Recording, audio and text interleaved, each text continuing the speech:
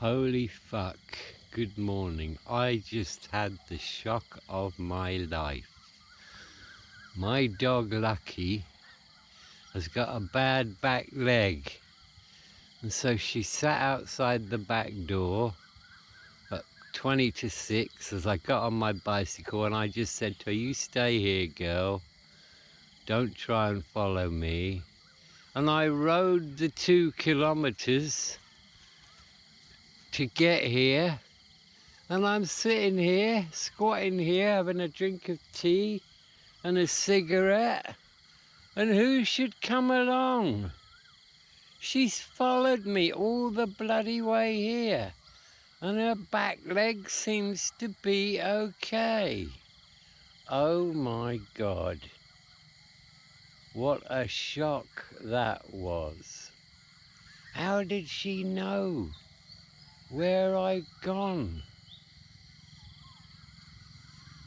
Lucky ma? Nong dong down, nong dong nan look. Just telling her to sit down there. God, maybe her leg's healed. She's just walked 3 kilometers. She followed me. Oh my God. Anyway, guys, here we are for another sunrise.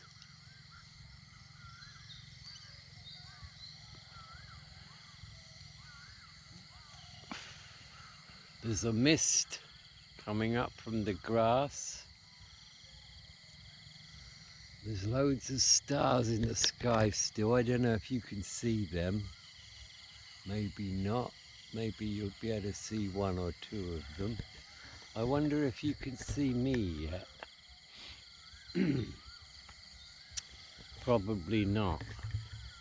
Well, my dog's here now, so she's going to have to stay here with me until I go back, which is probably going to be about an hour and a half from now. What a shock that was. I mean, I didn't think she could walk more than 50 meters because she can't use one of her back legs. And she's here. She followed me all the fucking way to this field. Holy shit. What a shock to the system that was. Yeah. Lucky ma? Ma Leo? So here we are again. Day 12 of the 30-day video challenge.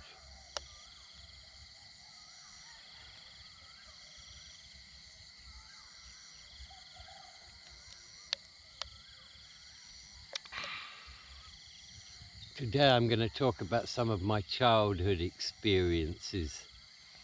Yeah. What I can remember of it anyway. Let me give you another look at that beautiful sunrise. It's going to come up just over that tree there, but let me go round and give you a good look. My mother-in-law's land is just beyond that tree there. I'm going to plant 20 kratom trees around that piece, around her rice paddies. She agreed it's a good idea, and I talked to Tawet the other day. I pay him some money and he'll plant them for me. And because he's got his cow pen nearby, he'll make sure they get some water now and again. And he'll look after them. And if I've got 20 kratom trees, I don't really care if people steal leaves now and again. Because I've got, enough for me to come out here and pick a few kilos whenever I need any. Gotta wait 3 years, but that's okay. The sooner they go in the ground, the better. God, my wife will be worried about where Lucky is. Lucky, ma? Ma little king king.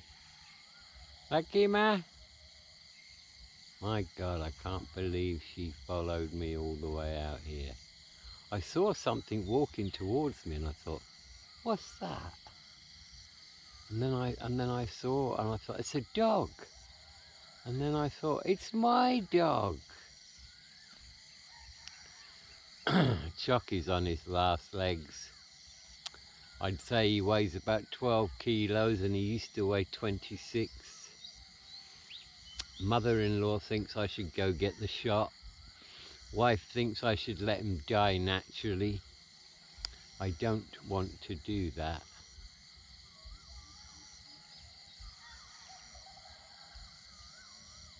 Yeah, so me and my two sons have decided we are going to come to this place. They're not coming here now till February because Tom has to work. So they're going to come here in February and we will have some really good crisp bait. I won't say the name of the thing we'll have, but if you Google crisp bait, B-A-C-H-E, you'll know exactly what I'm talking about. It's on its way now from Canada to me.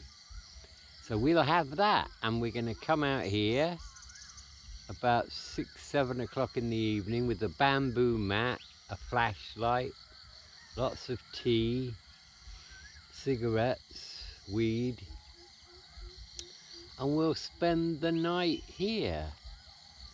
Good girl. Here she comes. Good girl, Lucky. Yeah, good girl. Non don't ni lười. Mấy Tom by nãy. Ma? She's away into the rice field now. Ma? By nãy, ma? King. Good girl. Wow, her back leg's getting better. Ma leo? Ma leo? Yeah, there she is, look. That's incredible. I would never have believed in a million years that she could even walk this far. Or maybe she just needed to get her back leg active.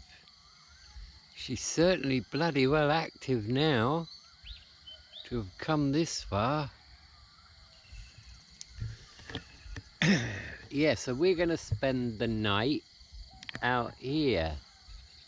And that'll be pretty cool because the sky is full of stars. So we'll have an interesting experience. I have done that once before with my kids. And we had a good time. So we'll have a good time this time as well. Ma, Leo, don't go too far away, ma. Absolutely unbelievable that my dog is here.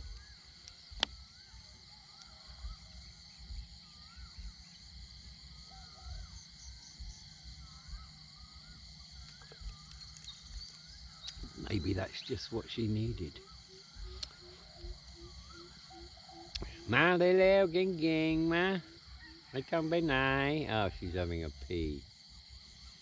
Ma, Leo, ging, ma, Leo.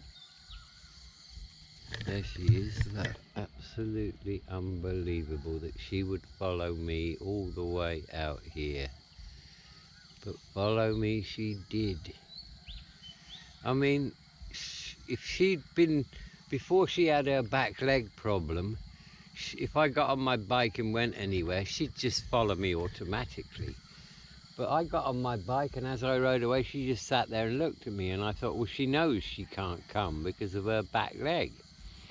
And I even looked behind me after 300 or 400 meters and she wasn't there, you know. I thought, no, she'll just stay by the house because she can't run or she can't walk properly.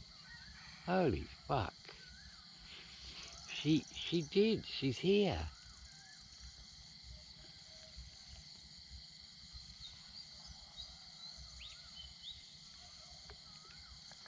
So yes, my childhood experiences. I think my earliest childhood experience was my first day at school. It was a little primary school called St. Edward's in Windsor, Berkshire. So I'd have been 6, I would have think 5 or 6. And all I remember about it was sitting at this desk, and there were rows of 2s. And I had a girl sitting next to me, and the headmaster of the school, his name was Mr. Runyard. He was a big man with a deep voice. And he slowly walked up and down the rows, and then he got to my desk, and he put his hands down on my desk, and he looked at me. He said, "You're not afraid of me, are you, little boy?" And at that same moment, you can hear running water. And I looked at him, I said, "No, but she is." The girl sitting next to me had wet herself. I just remember that. I guess I had a great childhood, you know, loving mother and father. My sister came along when I was 7, and I do remember looking at her in this little crib, and she was all wrapped in linen, you know, and I could just see this little face, and I thought, wow, I got a sister. Yeah. Things I don't remember, but my mother told me many years later, was when I was a little boy, we lived in a cul-de-sac. So it was a quiet place, and so because of that, I was allowed to go out and play on the street, you know. And she used to let me go out, you know. And I'd come back in eventually, you know, and I got no underwear on. And she'd say, well, where's your knickers? Where's your underwear? And I go, I don't know. So apparently I'd soiled my pants, and then I'd bury them somewhere. And then I'd just go home and plead ignorant to it, you know. And I'd say, I don't know, I don't know. And every Friday afternoon, a little van would come down our street, and my mother would buy a beautiful chocolate cake, quite a big chocolate cake, which she'd put in the fridge. And I do remember one day I kind of went in the fridge and I attacked it. And mother's come in the kitchen, and I've already closed the fridge door, and I'm covered in chocolate apparently, all over my face, all over my hands. "You've been at that chocolate cake." No, Mum, not me. Yeah, I was a little bit like that. Now, when I was 10, so that would have been what, 1966. We moved house. Yeah, we moved from Windsor to a little place called Woodley. Woodley was near Reading, so still in the same county, still in Berkshire.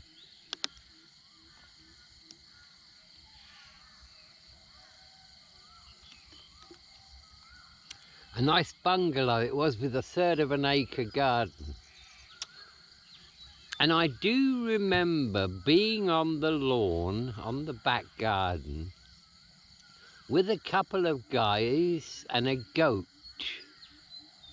And my dad says to me, "You played on this piece of grass with Brian Jones, and I think it was Bill Wyman, and a goat," because Brian Jones was going out with the daughter of the owner of this house, Mr. Lawrence, the Lawrence family.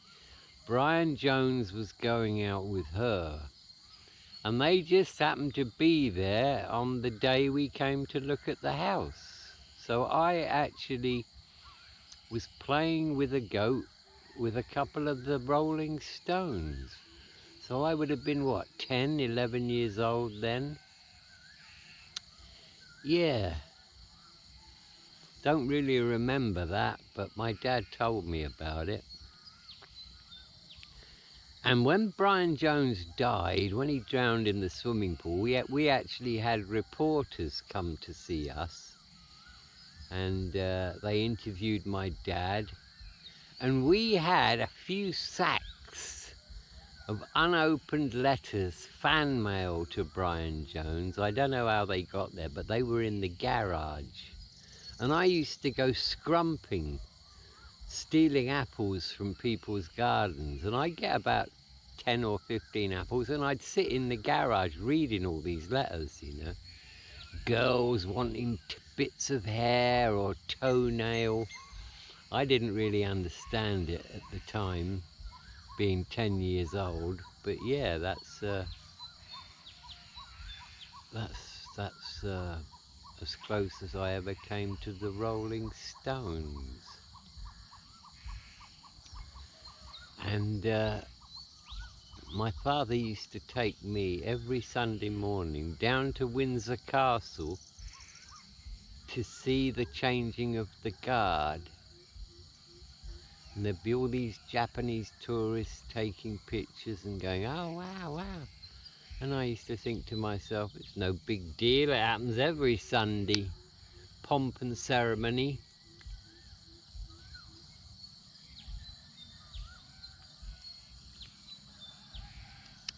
So living in Woodley, I went to this school called St. Dominic's, and it was quite a new school. And I think I was in grade 6, and there wasn't a grade 6. It only went up to grade 5. But they had 5 students who were old enough for grade 6. So we got taught separately as a class of 5. And in England at that time, there was something called the 11 plus. It was an exam. When you reached the age of 11, you would take this exam. And if you passed, you went to a grammar school. And if you didn't pass, you went to a comprehensive school. And so we sat this exam, and pretty easy to me it was. And our teacher didn't like me, and because I was always messing about, you know. And the results came, and he had the unopened envelope in front of him, and he said, yes, we've got the results of the 11 plus, and I'm going to open it in front of you students here. And he looked at me, he said, well, I think there might be a failure or 2 in this envelope. Hey, young man, and he looked at me and he winked. And he opened the envelope. The shock on his face. I was the only one who passed. Yeah, he could not believe it. I was the only one who passed. And looking back on it, that was the worst thing that possibly could have happened to me, because my mother decided she wanted me to go to a school called Presentation College in Reading.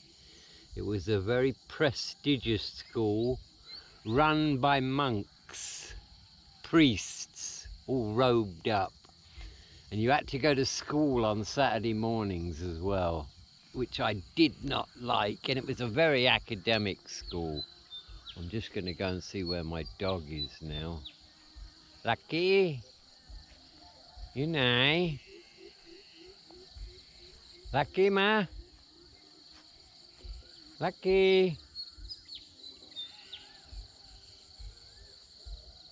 I can't see my dog.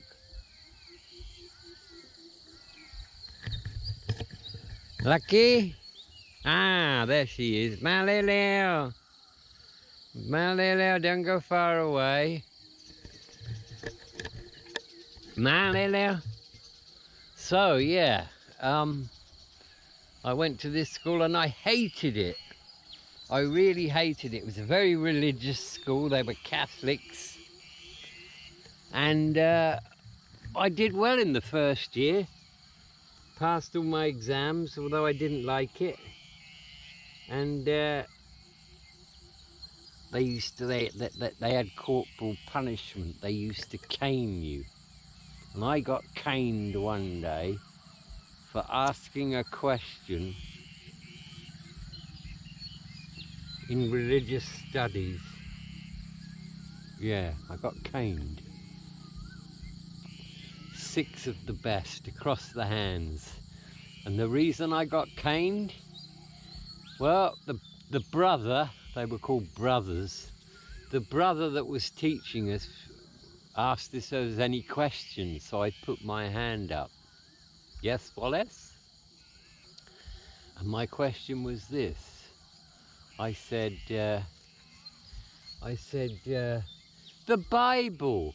I said, isn't it possible that it could have just been like a novel that somebody wrote and then it got buried and somebody found it a few years ago and they just kind of decided to make it real when it wasn't really real? And he walked over to me, he said, come with me, boy. He took me outside the classroom, got his cane out. They all had canes, and he gave me 6 across the hands.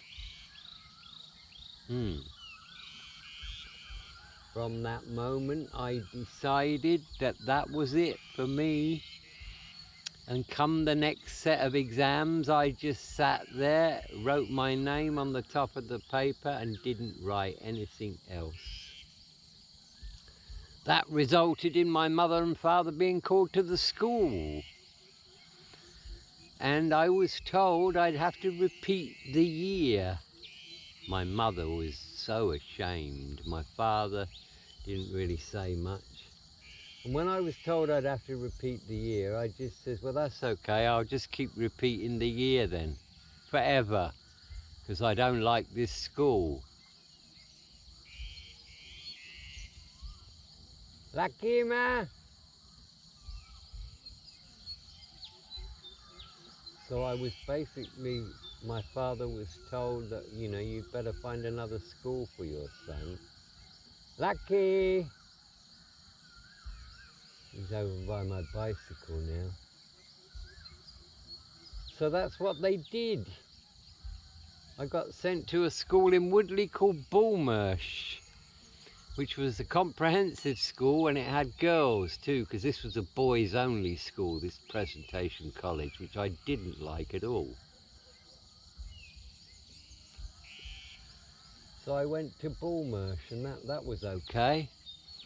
You know, I got in the football team, and I started to get a little bit adventurous, and I was kind of, my mother and father were both working. This is when we're living in Woodley now. And I had, lucky Matt, and I had a lot of freedom. So I started to get into things that I shouldn't have. I bought an air rifle via mail order. I'd be about 14 by now. Via mail order. A nice BSA 22 air rifle it was, and I even had telescopic sights on it. My father didn't like the idea, but you know, he set up some boards at the back of the garden behind these trees and said I could use that as a shooting range. But of course not me. When nobody was around, I started to kill all the wildlife. Yeah, I'm ashamed to say it. Birds, anything was a fair target for me. And 3 doors down from me lived an old man called Mr. Sims. Lucky ma? Mr. Sims had racing pigeons. And they used to fly over quite regular. And of course that, you know, I was tempted a few times, but I was terrified of Mr. Sims. So I never shot at his birds. Anyway, one day in the summer, I'm sitting in the garage of my house, right at the back of the garden, and Mr. Sims has come running up my driveway, and I thought, oh my God, he thinks I shot one of his pigeons. Where are you, lad? And I come running out, and I said, no, it wasn't me, I haven't done anything. And he says, get that gun and come with me. What? He says, come with me, get your gun. So I get my air rifle and we get to his house, and sitting on the roof of his house is this pigeon. And he says to me, shoot that pigeon, boy, and I'll give you £5,000. I said, what? That's your pigeon? He said, don't argue, boy, shoot it. So I shot his pigeon, and it rolled down the roof, fell onto the floor, and he went running over there, and he grabbed this ring off its leg, stuck it in this machine, and said, I've won, I've won. And he used to race these pigeons, you see, and the way it worked was that they'd all get put in this big truck, and they'd get taken to wherever the starting point of the race was, and the truck, all the doors of the truck would open automatically, and all the birds would be let out at the same time. And they all had rings on their legs, plastic rings. And when your bird came home, you had to get the ring off it and put it in this special machine, and it would stamp a time on it. And apparently his bird had come back really fast. It'd come back really fast, but it wouldn't come in down to the pigeon loft, so he couldn't get the ring off it. And that's why he asked me to shoot his bird. So shoot the bird I did, and I got £5,000. That was 2 and 6. That was a lot of money then. Good girl, Lucky. Look, here she is. Good girl. She's got a harness on there. Yeah, well, her back leg has healed. I'm amazed at that. I really am, because yesterday she couldn't use her back leg at all. But good for her. Good for her. That's great news. I'm so happy. And yeah, so the air rifle, I progressed and I started to shoot at people across the street. And in the end, long story short, my father confiscated the weapon because I was firing at people, and he confiscated the weapon off of me. Yeah, but I set fire to the shed once. I mean, I'm so stupid. I used to pour all these chemicals into jars, and I set something alight in the shed one day, and it caught fire, and I couldn't put it out. So the whole shed burnt down. This is a summer holiday day. And my father's come home about 5:30 in the evening, and I'm just sitting there watching TV, you know. And he's looked out of the back window into the garden. He said, what the fuck's happened to the shed? And I'm like, I don't know. You know, total denial. And eventually, of course, I had to come clean, and he did not like that at all. So I got in serious trouble about that.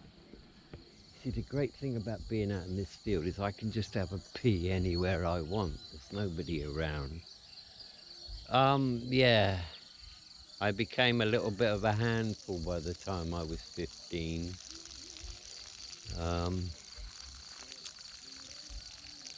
Yeah, it was difficult for my father. He was a very easygoing guy. And my mother was the one that used to beat me. And she used to say, wait till your father comes home and I tell him what you've done. And of course he'd come home and she'd tell him what I'd done, and he'd just come into my bedroom and say, what are you doing, boy, you know? And he would never lay a hand on me, but Mother would chase me around with bloody carving knives. I really must have given her a hard time. Yeah. And I mean, I wasn't a spiteful boy. I was just very adventurous and wanted to experiment with things. And no, there was nobody around to give me any parental advice, because in the summer holidays I would be left on my own every day.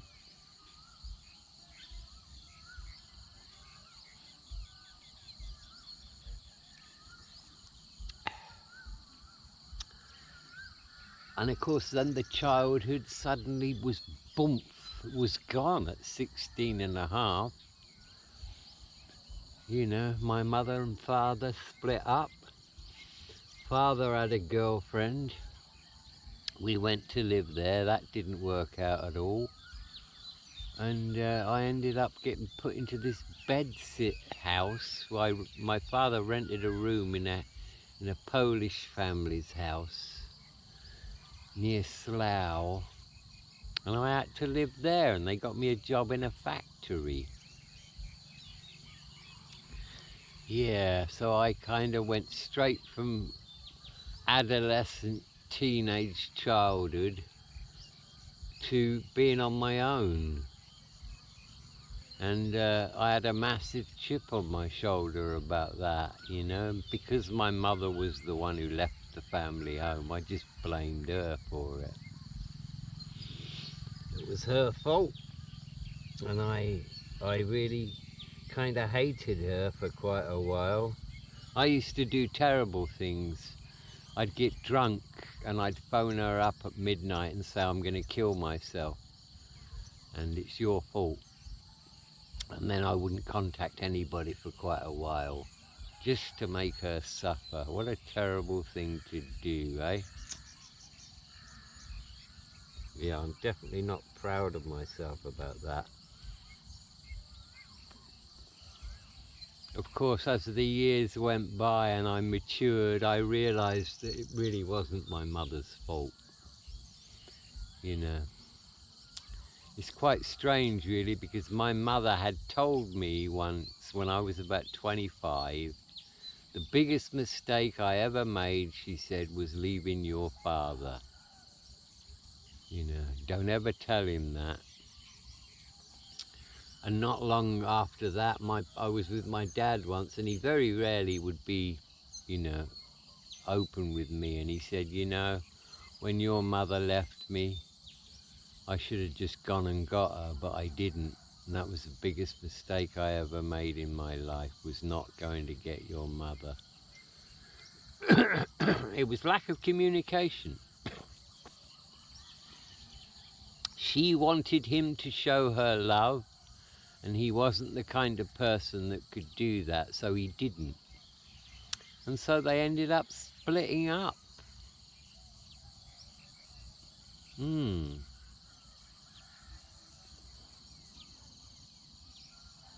Yeah. And I had quite a few volatile years. From 16, well, not really, from 16 to 17 and a half, I kind of realised that life in the UK was not for me.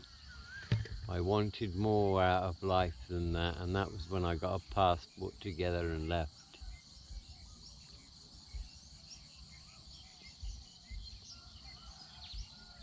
But yeah, I didn't have a bad childhood, you know. I can't honestly say I had a bad childhood. It was okay.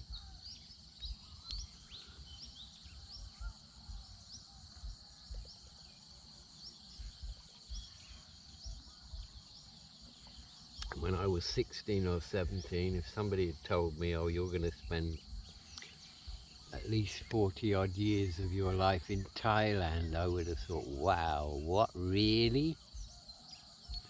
And here I am.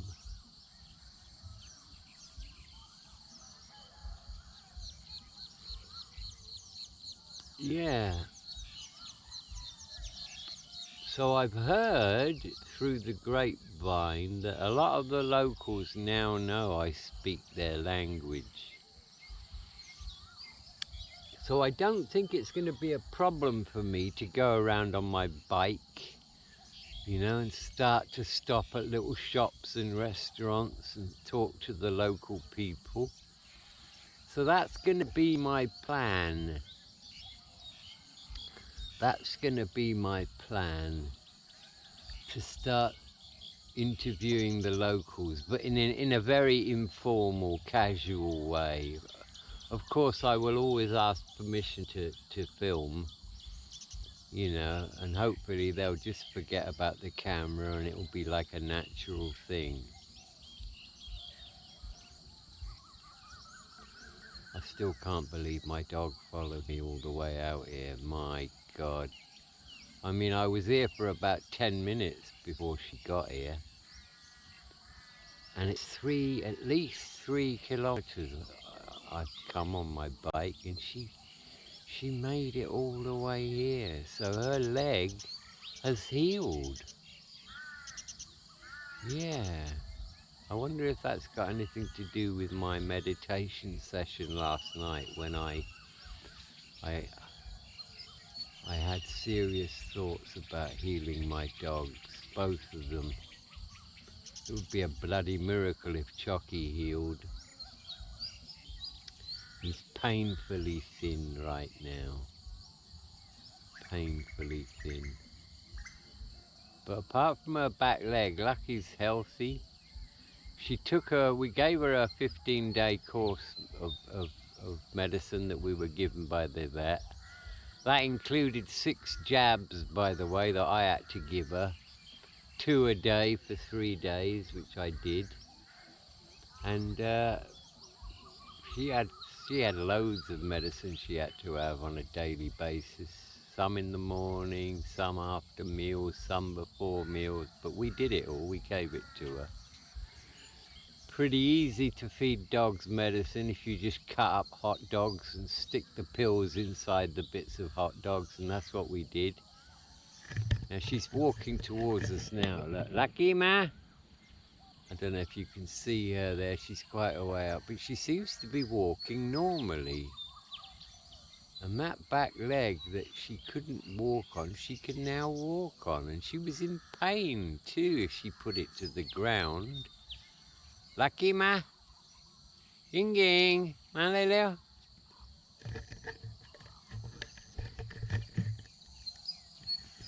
Just looking at how much battery I've got. I got another full battery in my pocket, so if the battery goes, that's okay. Yeah, I did a video a long time ago about the power of belief. It was called the placebo effect. Because, you know, we all know about the placebo effect. It's very, very strong and it works. If you believe something will cure you, it will. You know, like a doctor could prescribe somebody a course of just chalk tablets. Take these 3 times a day after meals and you'll be fine. And they do, and they get better, you know, and there's no medicine in the pill. It's just the belief. So I wanted to quickly talk about the power of disbelief. Because I think it was Henry Ford who once said, if you believe you can, you're right. And if you believe you can't, you're right. So I wanted to talk about the power of disbelief. You know, there are some people who they might be on their way to success and they deliberately sabotage themselves for failure. And I think they do that because they have a subconsciously, they don't believe they deserve success. And of course, nobody's going to consciously do that, but I think subconsciously, if you don't believe you can achieve something, then I think you won't achieve it. So I think it's very, very important to have a healthy self-image, to love yourself, and to feel that you deserve happiness, you know? You deserve it. If you have a low self-esteem, then I think that's going to cause problems in your life. So it's very, very important to love yourself. And yeah. Still can't believe my dog has come all this way.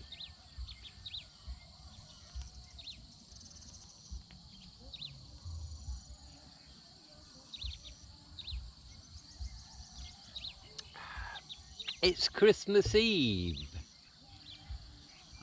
Christmas has never really been a thing for me since I've been in Thailand. Of course, in England it always was, you know, it's a holiday, the season of giving and all that.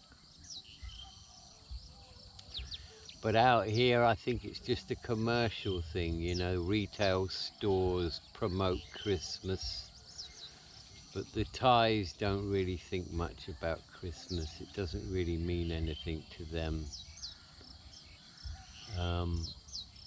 And for me and my family, Christmas really doesn't mean anything. You know, we don't say Happy Christmas or anything like that. I was talking to my son Jerry yesterday, and he said, "Dad, we can't come in the first week of January because it's Tom's real busy time, and he wants to make as much money as he can doing his VIP taxi driving at Bangkok Airport. So we're going to come in February." So I said, "Okay, that's fine. But you won't be able to see Chucky because he won't last that long." And they said, "Well, no, that's okay. If that's the way it is, that's the way it is." Yeah. And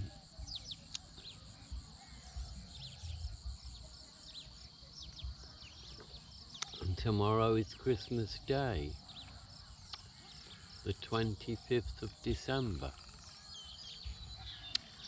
And I would imagine a few days from now, the people who work in Bangkok will start coming back home. I've never been here during New Year, but apparently it's quite busy. There's lots of fireworks going off. And the young people, you know, they have their parties and what have you. So it will be busy for a few days, and then around about the 2nd or the 3rd of January, I guess they will go back. Yeah, my wife will be wondering where the hell Lucky's gone.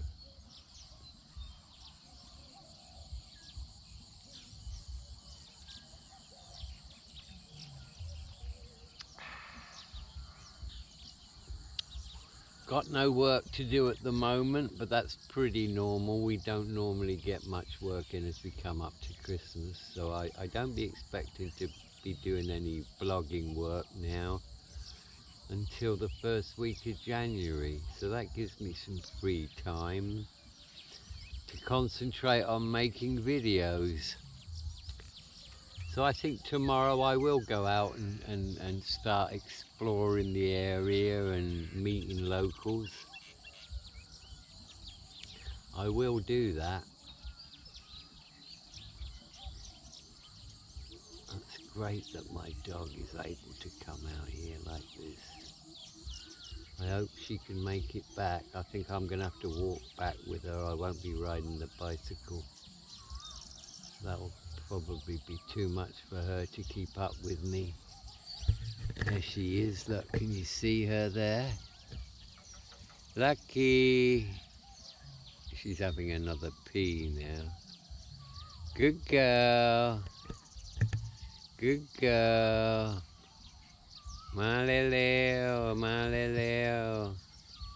Good girl. Here she comes. Good girl. And she can walk. That's incredible. Maleleo. Ma? Lucky ma? Maleleo. Yeah, I'm amazed. I'm amazed. Life is full of surprises sometimes, isn't it? Yeah. So maybe we don't have to take her back to the vet. It's quite away from here. It's like an hour's drive to Sisaget City. So maybe we don't have to go there.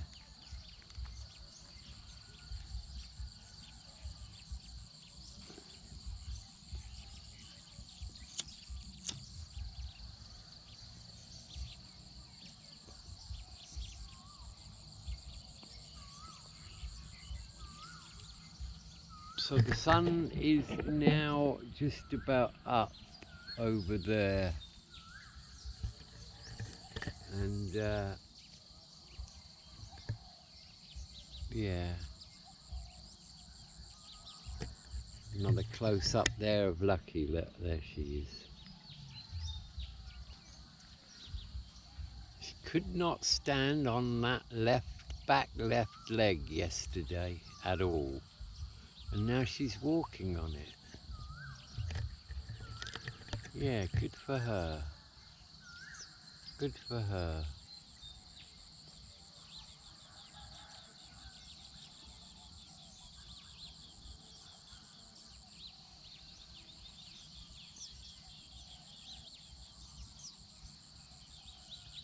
Book sales are doing all right. Yeah, I'm selling on an average of 1 book a day, 30, 40 books a month. And I don't know where that's coming from because I'm not marketing it at all. I'm just not, you know. But every couple of days I go and look, and there's been, yeah, another 2 or 3 books have been sold.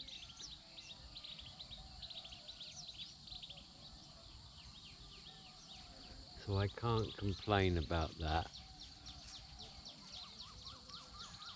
And whenever I've written my books in the past, you know, my wife has seen me there. What are you doing? I said, I'm writing a book. Oh, waste of time that will be.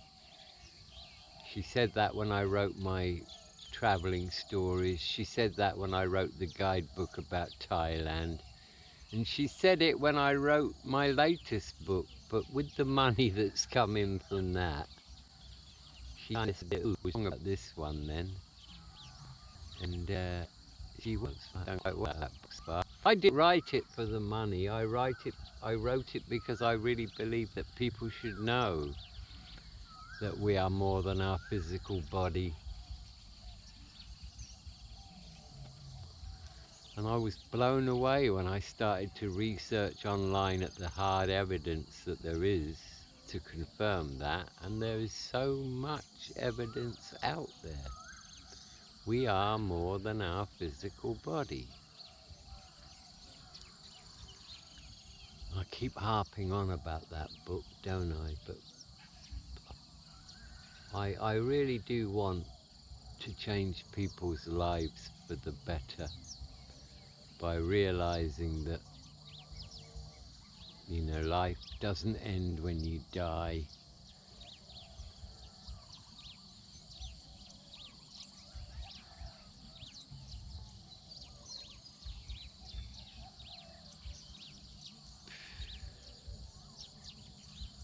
Dog's still hanging around here. Here she comes. Let's have a look at Lucky now. Ma, Lucky, lele, ma. Good girl. Good girl. Yeah. There she goes. And she can walk, look. She can walk. That's great news. I'm so happy about that. My tongue banana, look, you need. Don't go anywhere. Stay here. I actually think in Thai sometimes. Isn't that amazing, eh? Thinking in Thai. But I'm surrounded by Thai. I speak to the mother-in-law in Thai. I speak to the neighbours in Thai. I speak to my wife in Thai most of the time. Although her understanding of English is incredibly good. Sometimes I'm online, you know, having a video call with one of my friends, and if I want to say something that I don't want her to know about, I use incredibly complex words, but she still understands what I'm saying.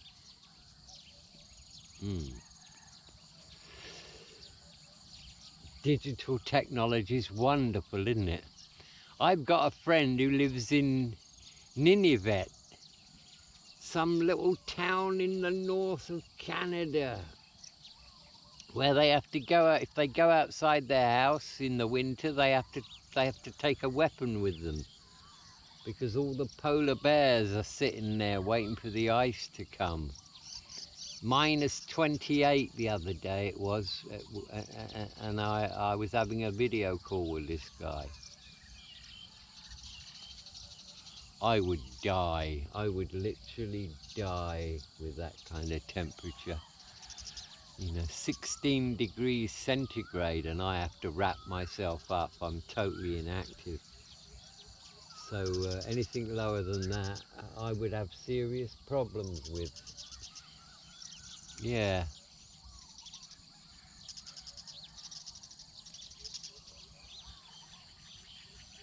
So that's another rambling done. People comment that my ramblings are very therapeutic, which I'm very happy about.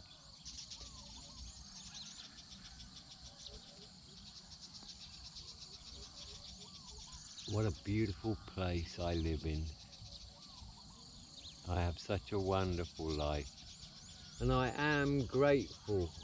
There isn't a day goes by where I'm not grateful for the life I have.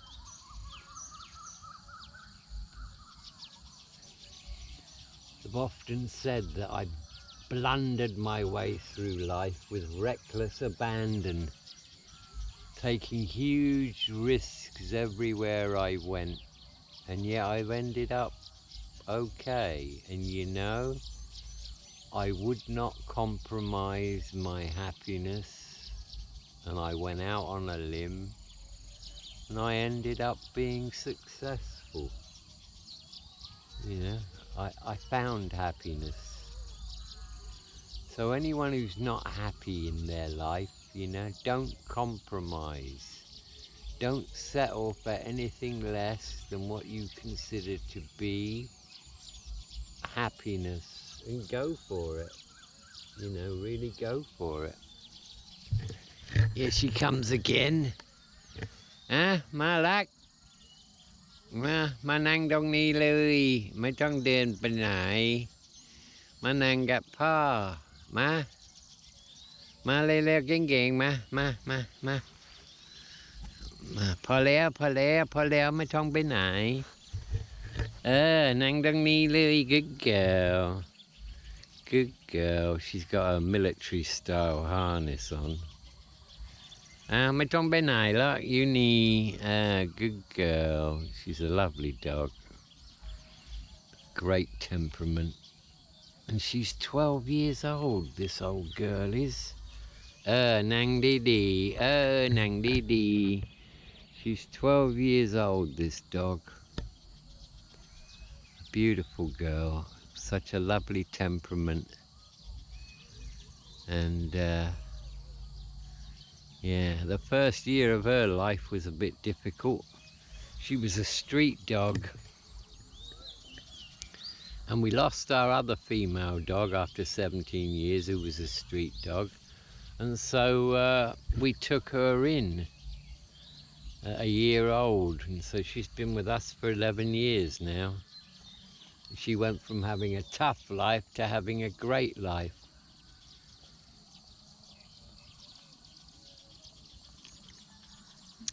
Anyone who's looking for a dog, please don't buy from a breeder. Go to your local rescue and give a dog a second chance. They are wonderful animals. There's no such thing as a bad dog. There really isn't.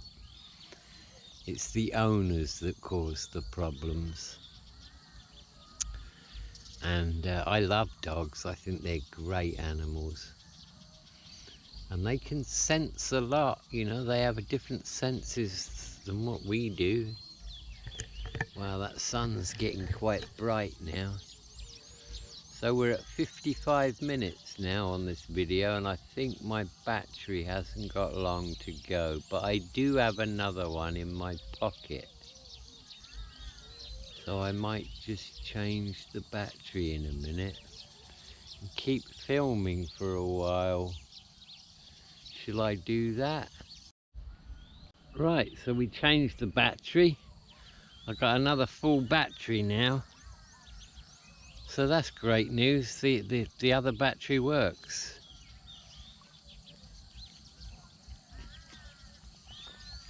Yeah, so I can continue filming.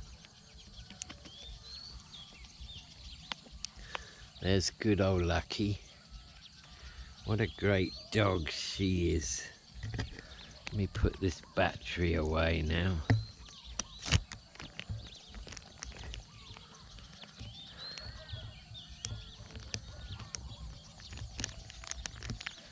So yes, the beginning of another wonderful day. And I'm going to have to take a walk back, I think, now. Because I don't want Lucky to have to run to keep up with me. She's done really well to get here.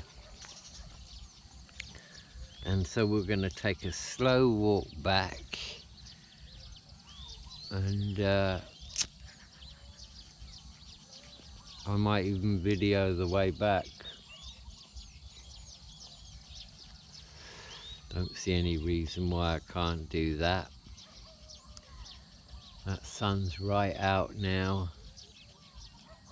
Let's have a walk over here and I'll show you where my mother-in-law's land is. Let's keep going a little bit further.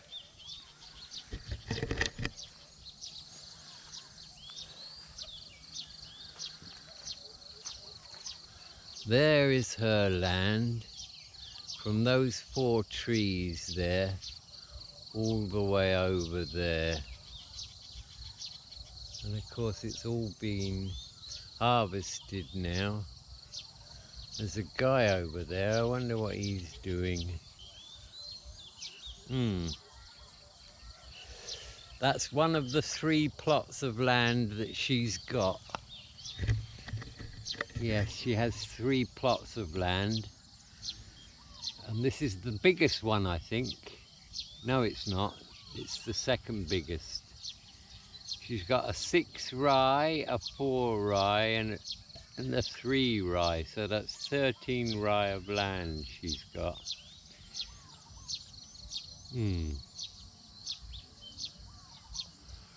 Some guy over there, I don't know what he's doing. He might be catching snails or rats.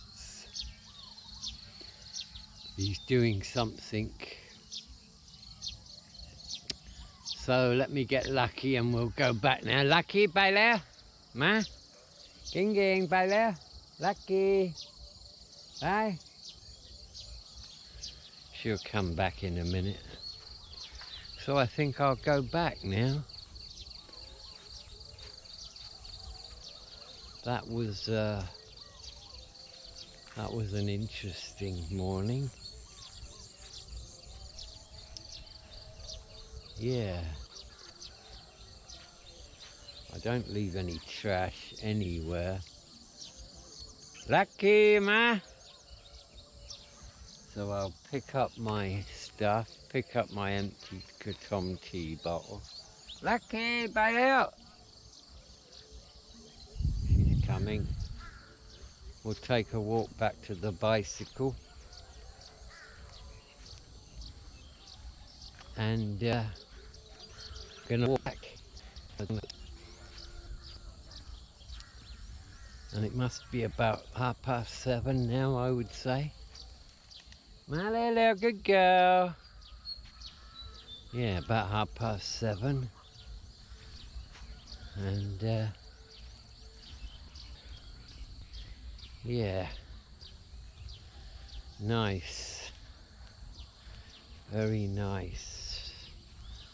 So I'm going to order my kratom trees today. You can order them online. They're saplings. They're about 1 meter tall and they all arrive nicely packaged. So I will do that. And I'm going to leave this on now, but I'm going to put it on this special container I've got on my bicycle. Bail out, got bailed out. And me and my dog are going to walk back now. Let me just change that a little bit. So let's go home, Lucky. Kapan, ging ging. She's coming with me. She's walking alongside me. And we're about to go past Tawet's cow pen. He's not there because his motorcycle's not there. And yeah, I'll keep filming.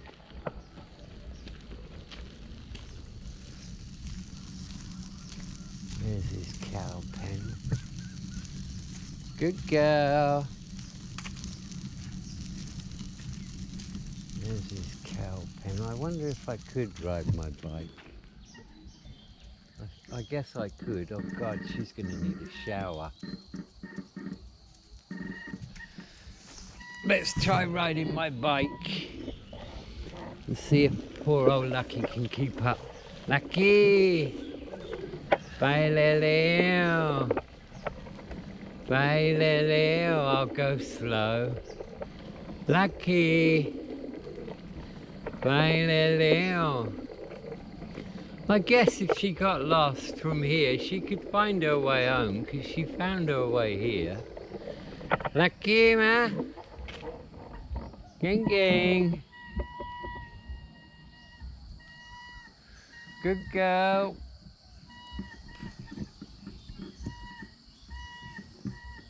My little good girl. Good girl. Yeah, she's walking, but I'm not going fast.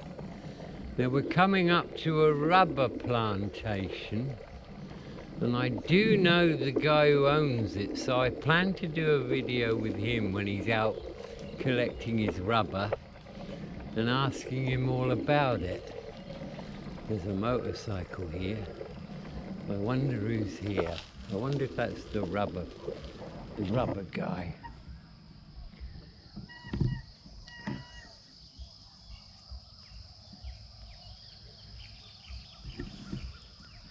Let me show you. There's the rubber field. There's the rubber plantation. Look, every tree's got its little bucket hanging there. And they've just cut all the grass not long ago. I saw a guy in there with a strimmer. So somebody is obviously in there. Lucky's leading the way now. Good girl, Lucky. Wow. Still can't believe that she came all this way. Good girl, Lucky. Good girl. Ah, by nãy. Ma? Oh, she's having a pee. Ma little king king. Ma little king king. There's an old rice field there, and they baled up all the rice husks. I have to keep stopping. Good girl. Good girl. She's a good girl. I won't go too fast. I don't want to lose her. Good girl, Lucky. Good girl. Good girl. She's walking along here. It's a long way for her to come, and a long way for her to go back. She'll be exhausted when we get back. And she still hasn't got the 100% use of that back leg. But she is mobile.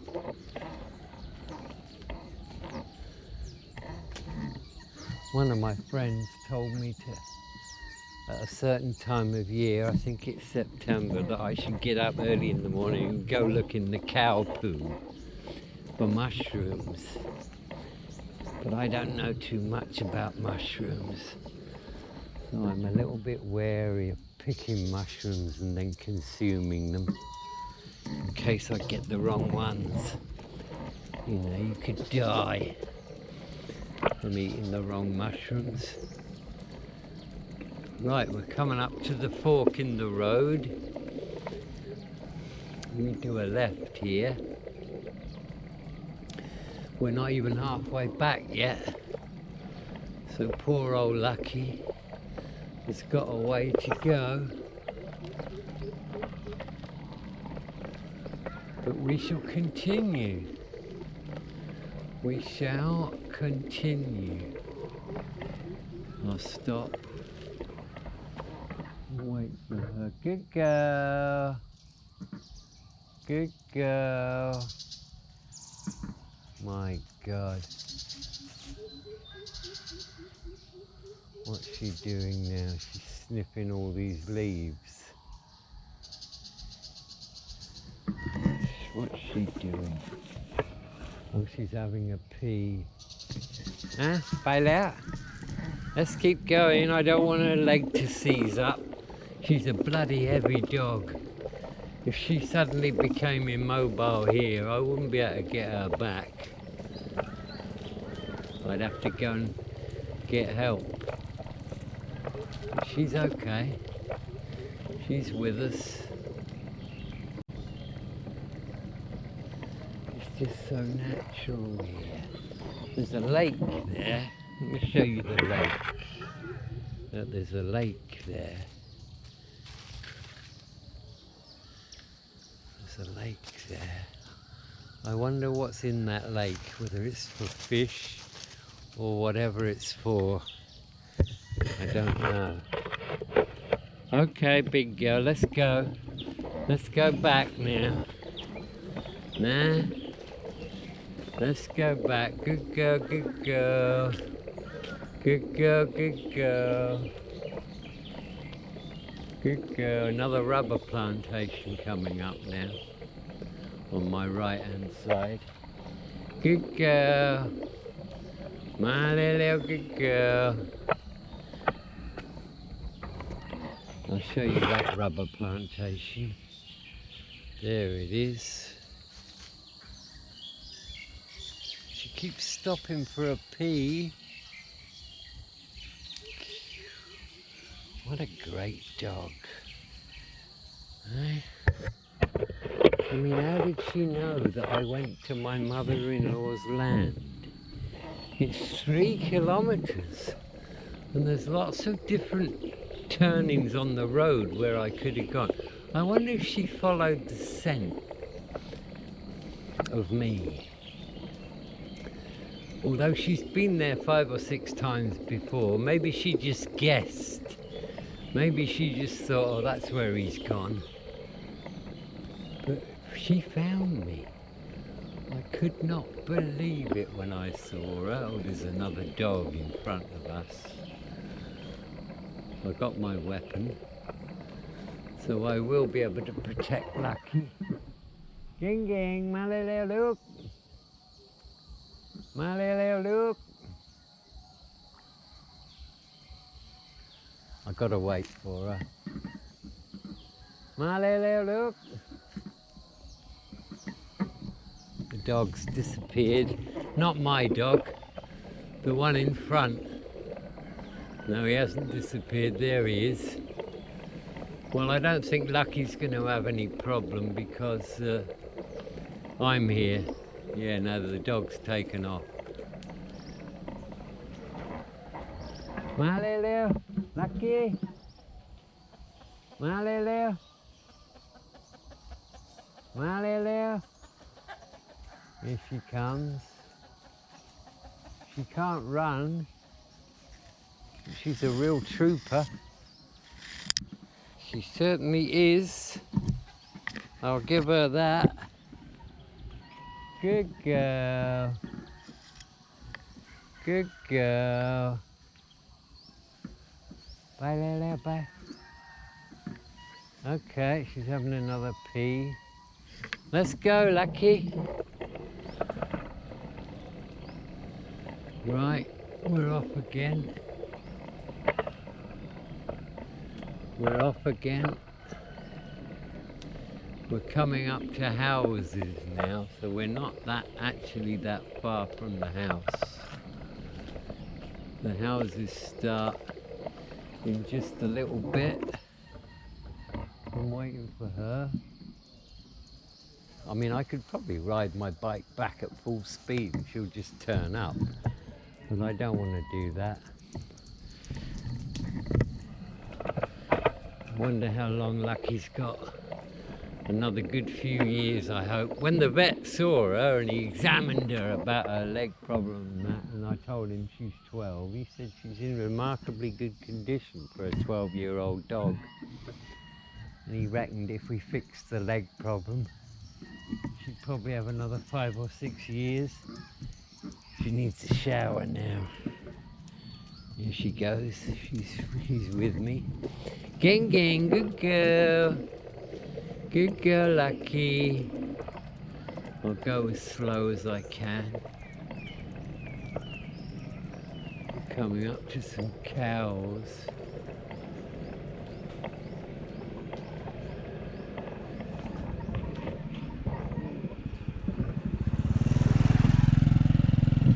My neighbour just gone past. She goes out every morning. She tells me she's got a fish pond somewhere. So I think she goes out every morning to feed her fish.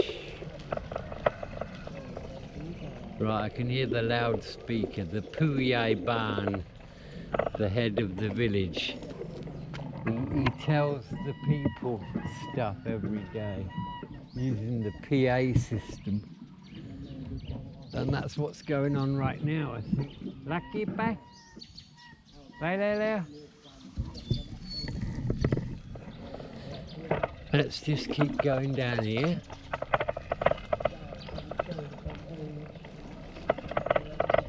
I can't really hear what he's saying. He's talking to the people. Lucky! Good girl!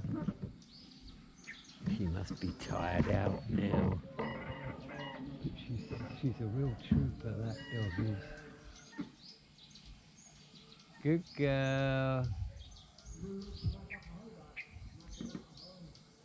Good girl. I can't understand the local language, by the way. I have no idea what they're saying if they speak their Khmer local language.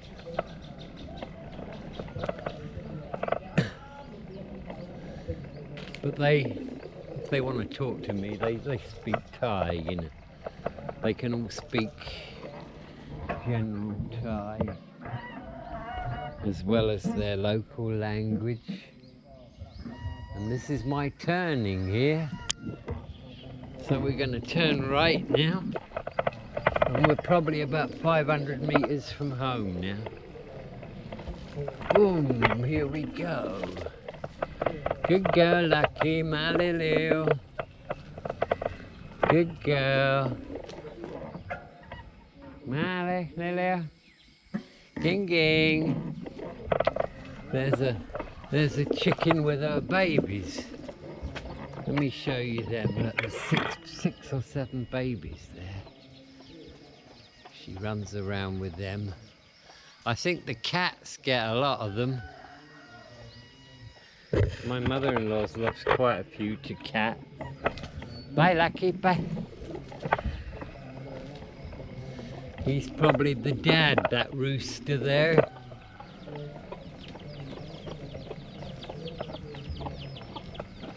This is my local shop we're coming up to now.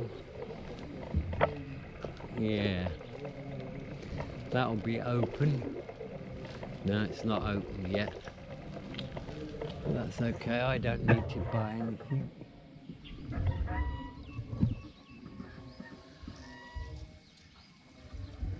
Come on, Lucky, we're nearly home. Good girl. Good girl. Bye, Lilo, good girl. Bye, Lilo, good girl. That house on the left says where I buy my kratom.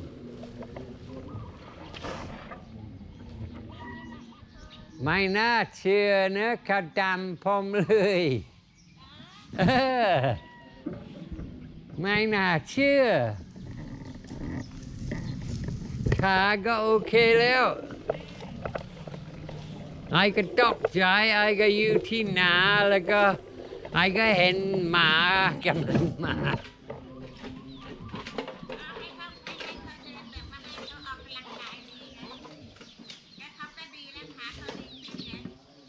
ครับ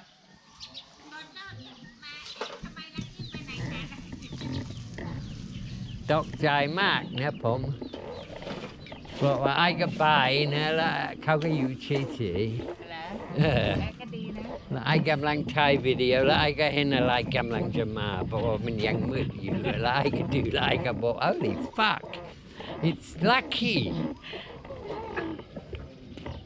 มาเลยเร็ว Yeah, she came all the way on her own.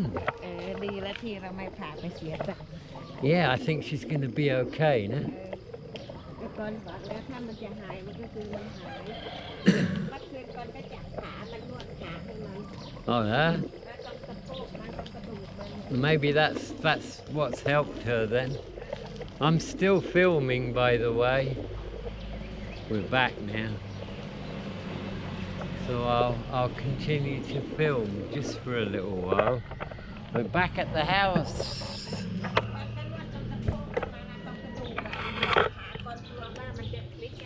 There. There's our fire. Look, we don't have it now because it's not cold anymore. ไปถึงหน้าเลยลักกี้มาตกใจมาก There's my mother-in-law's tricycle. And there's a rooster over there in our kitchen.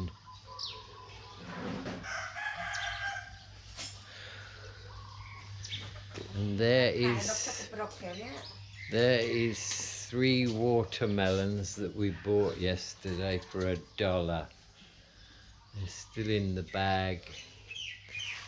There's a chicken over there. My lovely wife's just gone off to give her mum her morning drink. So yeah, that was a good ride on the bike. And Lucky made it back. So that's wonderful news. I'm so happy that the dog's better. Of course, there's nothing I can do about Choc. It would take an absolute fucking miracle for him to get better. I do keep wishing for it to happen. But I gotta be realistic about it, you know. Lucky, you know. Oh, there she is. Ma get down, ma. There she is. Look, she's back now. She's by the car. Ma. She's quite happy to sit there. So I don't really have to worry about her anymore. There's the old girl. Look, the old car. Honda Accord. That was a luxury car in its day. It's 23 years old now. Done 350,000 kilometers. But she goes well. There's the rice hut. That's going to be going down soon. And there is the extension on the house. And there's going to be another room for my snooker table. Yeah. So let me go around the front and see if mother-in-law's out there.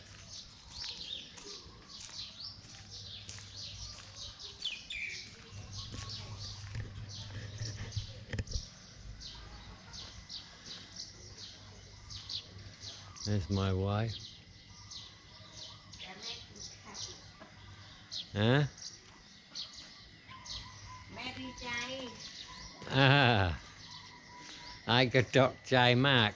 ก่อนกลัวว่ามันจะเคล็ดอ่ะมันจะขามันเคล็ดตอนนั้นอ่ะก่อนพามันไป Dr. J Mac นะลักกี้มาทิ้งเลย ก่อนก็เลยกลัวแบบว่าเคล็ดก็เลยจับตูดมันนวดให้มันเมื่อคืนเนี่ยนวดตูดนวดกระดูกมันอ่ะ นวดตรงขากลัวมันจะเคล็ดเหมือนคนอ่ะเวลาเดินพลิกหรือว่าตก ครับ ตกคันนาเห็นไหมตัวสายมัน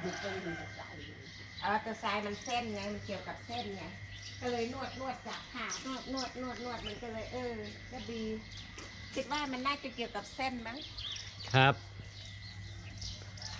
อืม